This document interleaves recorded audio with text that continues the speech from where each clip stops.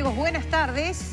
Bienvenidos y bienvenidas. ¿Cómo anda la cosa? ¿Cómo están? ¿Cómo pasaron? María, Lunes ¿cómo es un día que tiene mala prensa. Pero no hay que exagerar porque ya empieza la cuenta regresiva. Por o eso sea, mismo, cada vez falta menos para el viernes. Peor prensa. Se viene el otoño, bajó la temperatura, se están terminando las vacaciones para muchos, Sí. es lunes. O sea, hablemos de otro tema o escuchemos a los invitados. Mejor escuchar a los invitados, aunque no son temas agradables, pero son temas importantes, los que solemos tener particularmente con estos dos invitados. Es un gusto para nosotros recibir a los señores fiscales Juan Gómez y Gilberto Rodríguez. Gilberto Rodríguez y Juan Gómez, caballeros, gracias por estar con nosotros. Buenas tardes, Gracias. el gusto es nuestro. Tenerlos en el estudio nos permite tener un acceso directo, una pregunta inmediata, una respuesta y la posibilidad de repreguntar. Pero les diría que tenemos el dudoso privilegio de compartir cámara permanentemente con ustedes. En otros horarios, ¿no? Y son situaciones de la vida y hay que enfrentarle. Vamos a partir de una realidad. Lo que menos nos interesa es estar en la palestra pública, nos interesa el trabajo y bueno, pero también hay que dar la cara, como me gusta decir, y dar las explicaciones a la gente, que la gente pueda entender de lo que hablamos y sacarse las dudas en la medida de nuestras posibilidades de cuál es la realidad de nuestro trabajo, ¿no? Se decía, había un viejo dogma que decía que los jueces hablan por sus sentencias. Ustedes no emiten sentencias, pero intervienen, obviamente. Ahora parece que eso ha quedado definitivamente sepultado. Vemos que fiscales penales, pero también jueces, como usted dice, doctor, dan la cara, le explican a través de los medios a la gente qué es lo que hicieron y por qué lo hicieron. Y me parece muy saludable en ese aspecto. Todo lo que haga la transparencia de una sociedad, yo creo que bienvenido sea y que permita a la gente sacar muchas veces sus propias conclusiones respecto a los temas que uno tiene que decidir. Claro, aunque fiscales penales siempre son consultados por temas que tienen que ver con la vida, con heridas, con situaciones dolorosas y a veces con la premura que tiene la gente por tener respuestas inmediatas, ¿no? Por explicaciones y encontrar en qué están, cuándo van a encontrar a los culpables. Sí, como lo dice Juan, uno tiene que tener recién lo hablábamos antes del programa, uno vive tiempos violentos y tiempos donde la inmediatez y el contacto de uno con la sociedad es cada vez más importante y uno tiene que tener la certeza y la convicción de que es un funcionario público expuesto a la crítica, es una persona que sirve a la sociedad y que muchas veces el convencimiento de lo que hace pueda no agradar a la gente, pero lo importante es brindar una explicación porque estamos todos los días permanentemente compartiendo la dura miseria de todos nosotros, ¿no? De estos tiempos violentos que se viven. Usted dice por la temática, por la materia de la cual se ocupa. Claro. Exactamente, Gerardo. Sí. Gómez, usted es fiscal de homicidios, ¿verdad? Correcto. ¿Usted, Rodríguez? De flagrancia. Eso ya es una palabra nueva. Sí, que merece explicación. Ahí está. Porque, bueno, lo del homicidio entra dentro de lo que malamente los periodistas muchas veces utilizamos rápidamente como el asesinato, que técnicamente prácticamente no existe como figura, en realidad la figura es homicidio, pero lo de la flagrancia es algo así como el infraganti de antes. El infraganti, sí. En principio nosotros trabajamos con los delitos que ocurren inmediatamente. Bien. O como suelen decirse que están en proceso. Ocurrió una rapiña, un hurto, una lesión y se detiene a la persona en el momento o inmediatamente enseguida de cometidos en flagrancia. Hechos, que es lo que se dice en flagrancia y allí nos dan cuenta a nosotros que somos 4 fiscales que cubrimos la ciudad de Montevideo por zona. Es como ser médico intensivista, por decirlo de algún modo. Exactamente, sí. Atendemos allí lo urgente, lo inmediato, el delito que está en pleno proceso, el paciente en estado de coma y bueno, que generalmente son delitos que van contra la integridad física o sobre todo la propiedad. Ahora, se dice que, porque puede llegar a ser crucial su actuación, si es verdad, como se dice, que las primeras horas en la investigación son fundamentales y pueden llegar a ser cruciales, ¿no? En lo personal, a ver qué le pueda decir acá el colega Juan, pero en lo personal yo tengo la firme convicción de que el proceso penal en tiempo se sigue terminando en las primeras horas, en las 48 horas, en las... ¿Se aclara o no se aclara? O por lo menos tiene una se encamina. alta probabilidad de ser aclarado y de surgir situaciones Que o circunstancias que puedan claro, complicarlo a medida que pasan las horas o los días. Por eso la participación inmediata, la claridad que uno pueda tener con el equipo, la diligencia que se disponga, claro, que uno pueda instruir en ese momento es probablemente un alto porcentaje del caso que después tenga que ser llevado a juicio. Si se puede hacer un abreviado o un juicio corto, como suele decirse, o las instancias más complejas donde muchas veces el nivel de exigencia policial no es el mismo que el nivel técnico que se exige en un juicio.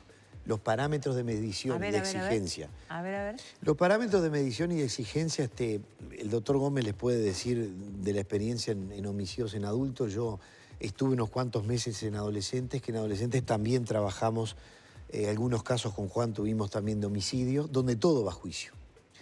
Y la convicción que yo he tenido es que las primeras horas de investigación y esa preservación de prueba que uno realiza en esas primeras horas es el alto porcentaje de éxito que puede llegar a tener un caso. No significa que es una regla de oro, que lo que no pasó allí se va a perder. Bien.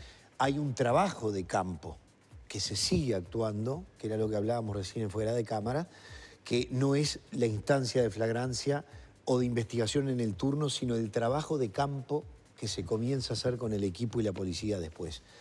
Pero por supuesto que el tiempo, porque el tiempo trabaja en contra con la percepción de la gente, con la seguridad, con la convicción que la gente tiene para poder prestar sus declaraciones, porque hay un nivel de exigencia en juicio que se mide jurídicamente de una manera más exquisitamente técnica, distinta al de la policía. Por eso yo en lo personal siempre digo que no se trata de que la policía trabajó mal y el juzgado bien. La policía tiene un mecanismo de investigación operativo desde lo policial y luego eso sirve de un insumo para poder ser llevado a juicio y ser pasado a un tamiz técnico de lo judicial un poco exigente, distinto. Y bueno, y esas son las cosas que a veces no se ven en esas primeras horas del turno. Doctor. No, si bien comparto la apreciación de Gilberto sobre esos tópicos, pero lo ideal termina siendo enemigo de lo bueno. Y diría la complejidad de los actos de violencia, en algunos casos, lo ideal sería de inmediato tener una respuesta, pero en algunos casos esa respuesta son imposibles conseguirlas en 48 horas. Vamos a poner un ejemplo muy conocido. Pasa alguien en un auto y dispara contra una persona. En principio no se sabe qué tipo de autos, al menos sabemos el color, y eso supone todo un trabajo de investigación. Y lo digo porque mucha gente que me puede estar mirando, que tiene situaciones pendientes, puede quedarse con la idea de que si no se aclaró en las 48 horas,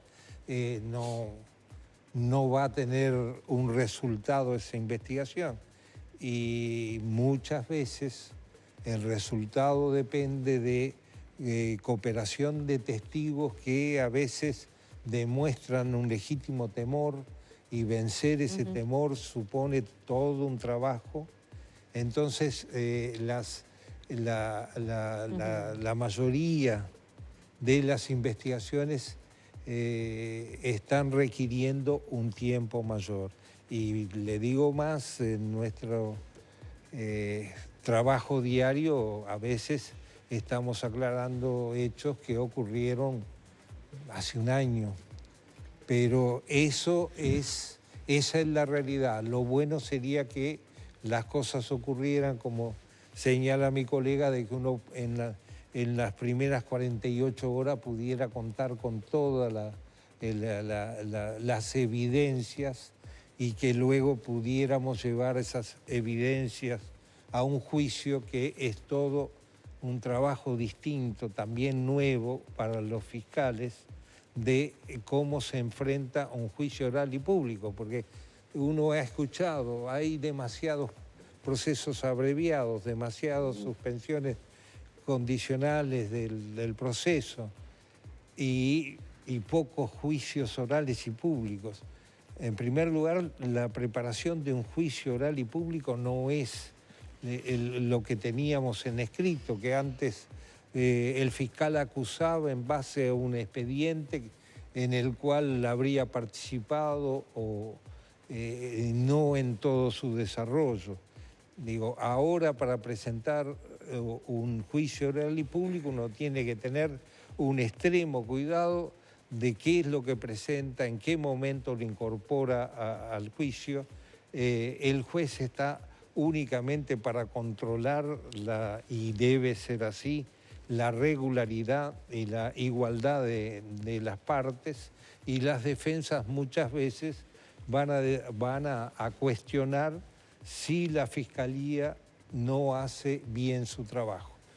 Por eso, digo, en épocas en que todo se discute, yo largo una primera aspiración, y quizá aquí pueda hablar más como fiscal que está en homicidios y que no ocurre tanto en la materia del compañero, de homicidios y de fiscalías especializadas, la necesidad que uno va advirtiendo, por ejemplo, de contar con un equipo de una unidad de litigación. Digo esto porque... Lo anoto. Unidad de litigación. Sí, conformada por gente especializada que coopere, ayude, asista al equipo de la Fiscalía que inició la investigación. Decir, es necesario esta prueba, es necesario cómo incorporamos eso o cómo obtenemos nosotros la prueba, porque hay que, por ejemplo, cosas sencillas para que la gente me entienda, hasta una partida de nacimiento, de defunción, hay que tramitarla. Antes estaba en el expediente y ahora nosotros tenemos que incorporarla correctamente en un juicio. Ese supone una labor previa de la obtención de ese elemento. Y si al mismo tiempo estamos laburando en investigaciones que tenemos en curso y tenemos que preparar todo, toda la presentación del juicio, ahí entramos en un terreno muy difícil. Yo no pido una unidad de litigación para la Fiscalía de Homicidio. Considero que una unidad de litigación debería estar para todas las fiscalías de flagrancia, de estupefacientes y fundamentalmente para las fiscalías del interior. Son cuestiones de recursos, que me permito señalar que sin recursos no se puede tampoco lograr esas soluciones. Suma y suma, Gómez, Sí. Suma y suma. A lo que tenemos hay que agregarle una unidad para ser más efectivos, para ser más justos, que en definitiva. Déjenme ir a la pausa porque si no vamos nosotros a homicidios, pero en condición de protagonista. Pero déjenos volver y vamos a profundizar. No me pregunte porque me apasiona. No, me parece bárbaro, pero usted también sería víctima en este homicidio. Compartiríamos ese difícil rol. Antes de ir a escuchar a Gerardo, les digo, soy Juan. Juan, mis felicitaciones por los excelentes invitados. He tenido la gran oportunidad de contar con ambos en casos distintos. Últimamente con el doctor Rodríguez, pero los señores son de gran empatía y disposición. Me quito el sombrero ante ellos por su lograda labor. Vayan llevando. Algún amigo tenemos. Algún amigo les va quedando. No lean los otros. Vamos a hacer una pausa, pero antes sabé que si tenés problemas con tu cortina de enrollar, podés hacer como Cairo y Petru, modernizarte y llamar a Cortifaz. Cortifaz te coloca motores y con solo apretar un botón tu cortina sube y baja sin esfuerzos. Reparan o venden cualquier tipo de cortina o instalan una donde no la hay y sin trabajo de albañilería. Cortifaz reemplaza tu vieja cortina por una en aluminio con aislación y si tenés en madera te la reciclan. Portones basculantes con motor y control remoto. ¿Qué esperás? 0800 2678 www.cortifaz.com.uy.